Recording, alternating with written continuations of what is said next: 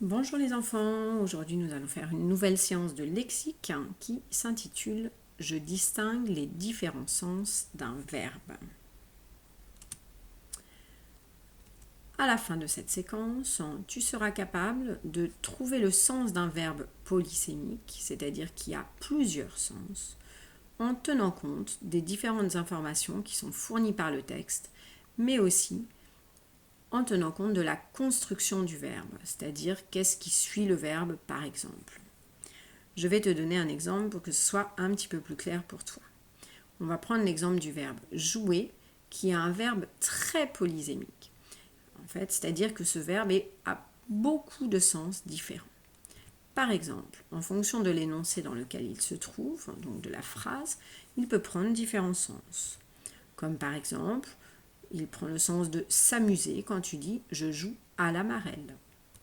Il peut prendre le sens de miser, c'est-à-dire mettre une mise quand tu dis « je joue à la bourse », c'est-à-dire que je vais mettre une somme d'argent pour voir ce qui se passe.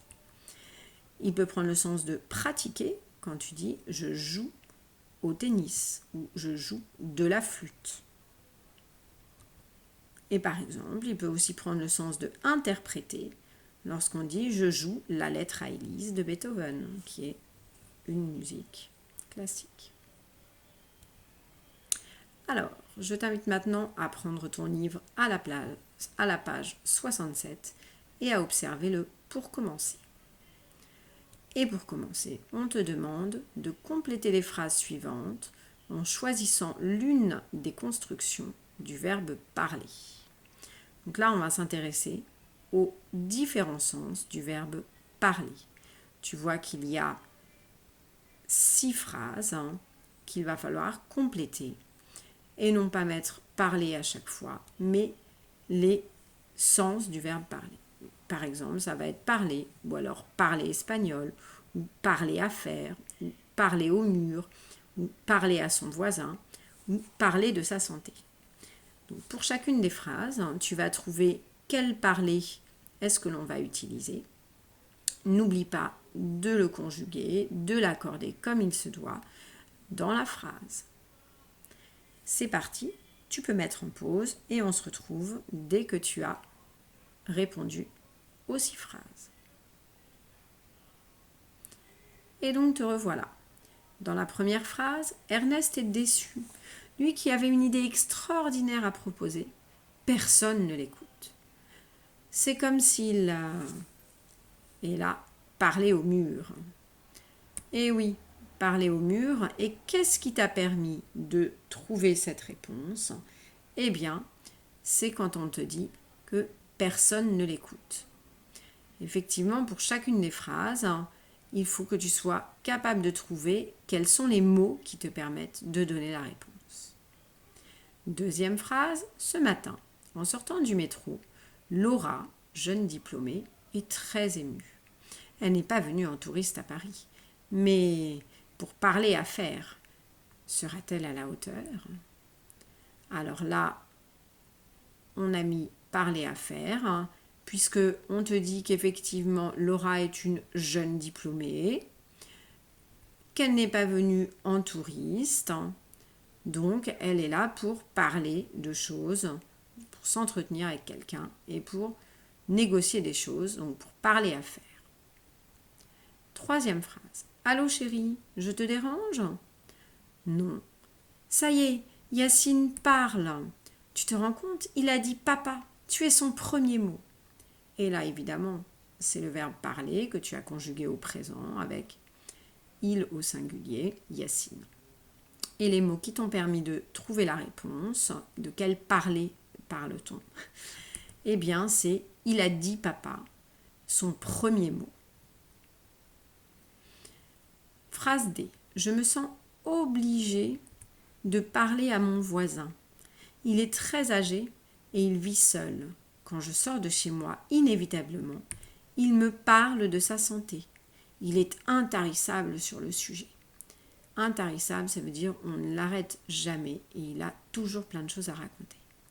Alors, qu'est-ce qui m'a permis de savoir que c'était parler à mon voisin ? Eh bien, c'est lorsque je dis quand je sors de chez moi, eh bien, qui est-ce qui est à côté de chez moi? C'est mon voisin. Et ce qui m'a permis de dire qu'il me parle de sa santé, c'est qu'effectivement, il est très âgé, il vit seul, et en général, on va parler de sa santé, donner de ses nouvelles. C'est important. La phrase E. Il aura beau clamer son innocence, il aura bien du mal à prouver sa bonne foi. Son complice a parlé. Là, c'est parler au sens, il a donné ce qui s'était passé, il a expliqué la situation. Et donc là, ce qui m'a permis de le savoir, c'était que celui qui est accusé a beau essayer de clamer son innocence, c'est-à-dire dire et expliquer qu'il est innocent, eh bien, il faut qu'il prouve sa bonne foi, donc prouver qu'il dit la vérité. Et on nous parle de son complice. Donc on voit bien qu'on est dans une situation où on explique que le complice a parlé, ça veut dire qu'il a vendu la mèche, si on peut dire. Phrase F. Pour répondre à cette offre d'emploi, il est nécessaire de parler espagnol. Et là, c'est parce qu'on te dit que c'est une offre d'emploi et qu'a priori, il faut parler, donc parler plutôt une autre langue que sa langue normale. Voilà pour ce qu'il en est. Là, tu as donc utilisé vraiment le contexte, l'énoncé de ta phrase pour trouver le parler dont il s'agissait. Dans ce deuxième temps, tu vas maintenant chercher à associer chaque construction du verbe parler à sa définition. Donc là, tu reprends les différents parler. Il y a parler normal, simplement. Il y a parler espagnol, parler à faire, parler au mur, parler à son voisin, parler de sa santé. Là, effectivement, tu vas plutôt t'intéresser à la construction du verbe. Dans la première partie de l'exercice, eh bien, tu as utilisé le contexte, les phrases pour trouver de quel parler il s'agissait.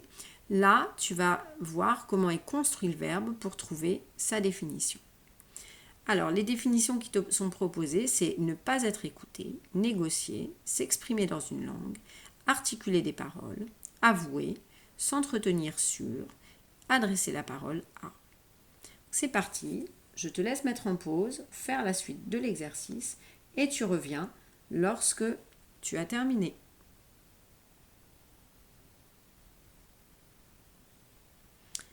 Alors, on va maintenant voir ce qu'il en est. Eh bien, pour ne pas être écouté, tu as trouvé que c'était parler au mur. Effectivement, quand on dit « je parle au mur », c'est que je parle mais que personne ne m'écoute. Pour négocier, on a trouvé que ça voulait dire « parler à faire ». C'est la jeune diplômée qui vient pour parler à faire, elle vient donc négocier. S'exprimer dans une langue, c'est le fait de parler une autre langue. Ici, dans cet exemple, c'est parler espagnol. Articuler des paroles, eh bien, articuler des paroles, c'est parler. Et avouer, c'est également parler. Donc, tu peux voir que une même construction de verbe, c'est-à-dire parler tout seul, peut avoir plusieurs sens. Tu as parlé qui veut dire articuler des paroles et tu as parlé qui veut dire avouer. Donc là, pour savoir de quel parler il s'agit, eh bien, tu vas utiliser le sens, le contexte de ta phrase. Ensuite, tu as s'entretenir sur, qui veut dire, par exemple, dans cet exemple, c'est parler de sa santé. Quand on parle de sa santé, on s'entretient sur un sujet précis. Et enfin, pour finir, adresser la parole à quelqu'un, eh bien, c'est parler à quelqu'un, ici, parler à son voisin. Donc, tu vois que le même verbe, le verbe parler, en fonction de la construction de ce verbe et du sens de la phrase, eh bien, il ne va pas avoir le même sens. C'est tout l'intérêt de cette séquence où tu vois qu'un même mot peut avoir des sens différents et que ce sens, tu vas le trouver en tenant compte d'une part du contexte et d'autre part de la construction du verbe, c'est-à-dire qu'est-ce qu'il suit, qu'est-ce qui est autour, etc. Alors, ce qu'il faut retenir, eh bien, tu vas pour ça utiliser ton aide-mémoire à la leçon 6. Je te laisse mettre en pause si tu ne l'as pas à côté de toi. Et sinon, on continue. Eh bien donc, pour choisir le sens d'un mot que tu ne connais pas, tu peux déjà, ce qu'on vient de dire, observer son contexte. Par exemple, on dit une note d'évaluation, une note de chauffage, une note de musique, une prise de notes. D'accord? Donc tu vois qu'en fonction du contexte, la note n'a pas le même sens. Tu peux également essayer de comprendre comment le mot est fabriqué. Et là, tu vas t'appuyer sur les familles de mots et sur le radical, les préfixes et les suffixes. Inexplicable, c'est qui ne peut pas être expliqué. Tu retrouves le radical explique, le préfixe un qui veut dire qui ne peut pas, et able qui veut dire également qui peut en fait. Voilà. Et enfin, tu peux, la troisième solution qui est souvent intéressante, vérifier ton hypothèse dans le dictionnaire. Dans les articles de dictionnaire, il y a en général une numérotation qui va t'aider à choisir entre les différents sens d'un mot. Par exemple, pour le verbe apprendre, donc V veut dire verbe comme abréviation dans le dictionnaire. On t'explique qu'il y a 4 sens différents. Il y a faire savoir, il y a enseigner, il y a être informé de quelque chose, il y a s'exercer à savoir. Et regarde ce que te dit la jeune fille avec ses cheveux roux tout bouclés. Elle te dit que parfois, quand il s'agit de mots homonymes qui ont la même orthographe, il va falloir choisir entre plusieurs articles du dictionnaire. On en a déjà fait en début d'année avec l'article le droit qui est soit un adjectif, soit un nom. L'article voler qui peut être volé de ses propres ailes et qui peut être volé chippé. Voilà. Donc effectivement, attention à bien utiliser ton dictionnaire, à bien chercher et surtout à utiliser le sens du texte et la construction de ton verbe. Et c'est ce qu'on voit ici avec l'exemple du verbe jouer, où on te dit que les différents sens d'un verbe peuvent également donc dépendre de la construction du verbe. C'est-à-dire qu'est-ce qui va suivre ou précéder le verbe dans la phrase. Jouer, ça peut être jouer au handball, c'est-à-dire là on va pratiquer un sport. Jouer de la guitare, donc là on va pratiquer un instrument de musique. Jouer avec sa santé, donc là ça veut dire malmener sa santé, c'est-à-dire faire en sorte que on prend des risques et qu'on ne l'aide pas. Se jouer des difficultés, c'est-à-dire réussir à déjouer les difficultés, à les mettre de côté et à les résoudre. Jouer dans un film, et bien là c'est être acteur dans un film, avoir un rôle dans un film. Et jouer une carte, ça va être l'acte de jouer une carte avec sa main, de poser une carte dans le jeu. Voilà. Donc tu vois que le verbe jouer est un bon exemple pour te montrer qu'il a plusieurs sens et que ce qui va t'aider aussi à trouver le sens, c'est la construction du verbe. Qu'est-ce qu'il suit? Une préposition? Quelle préposition? Est-ce qu'il y a quelque chose avant, comme se jouer des difficultés, etc. Et enfin, tu peux également retenir que les mots et les expressions peuvent être utilisés soit à ce qu'on appelle le sens propre, soit au sens figuré. Ça, c'est un rappel puisque tu as déjà abordé ça depuis quelques années en lexique, mais je te donne un petit exemple.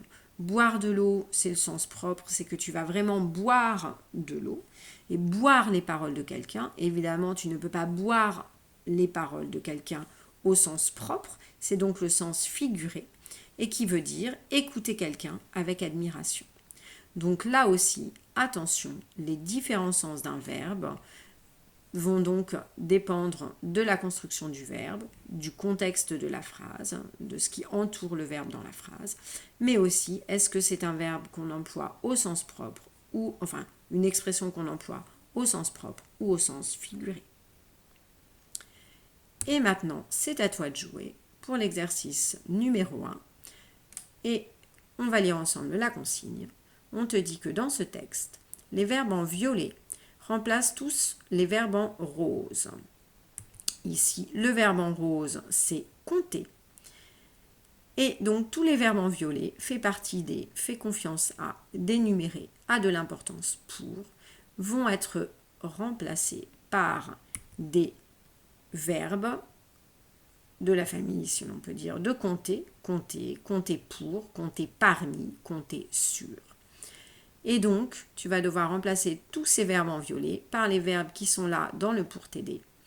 Pour ça, tu vas réécrire les phrases concernées, donc les phrases de ces textes, avec le verbe en rose, suivi de la construction qui convient. Est-ce que tu vas utiliser le verbe compter tout seul? Est-ce que tu vas utiliser le verbe compter avec compter pour, ou alors avec parmi, compter parmi, ou avec sur, compter sur? Eh bien, c'est parti, je te laisse faire l'exercice et tu reviens lorsque tu as terminé pour la correction. Te voilà de retour. Alors, pour la première phrase, Aline fait partie des meilleurs spécialistes mondiaux en vulcanologie, c'est-à-dire l'étude des volcans. Eh bien là, ça veut dire que Aline compte parmi les meilleurs spécialistes mondiaux. On utilise le verbe compter qui se construit avec le mot parmi qui suit. Compte parmi, ça veut dire fait partie des meilleurs, par exemple.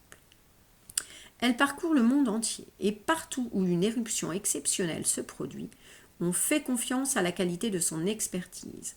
Là, c'est on compte sur la qualité de son expertise. Donc c'est aussi le verbe compter que l'on emploie avec une construction particulière qui est compter sur, suivi donc de la préposition sur. Difficile d'énumérer tous les pays qu'elle a traversés. Là, c'est énumérer, c'est compter, comme on compte sur ses doigts. Donc difficile de compter tous les pays qu'elle a traversés, tant ils sont nombreux. Une seule chose a de l'importance pour elle, et là c'est le verbe compter qui est suivi par la préposition pour. Une seule chose compte pour elle, la passion de son métier. Donc tu vois dans cet exercice que compter, lorsque il est construit de façon différente, il a des sens différents. Compter parmi, ça veut dire fait partie d'un groupe. Compter sur, ça veut dire on fait confiance à. Compter, simplement, ça veut dire énumérer. Et compter pour, c'est quelque chose qui a de l'importance pour. D'accord? Donc maintenant, tu as compris que ces fameux verbes, en fonction du contexte, donc de la phrase, mais aussi en fonction de leur construction, vont avoir des sens différents. Eh bien, bravo pour ton travail, je te souhaite une bonne continuation et on se retrouve une prochaine fois pour une nouvelle séance.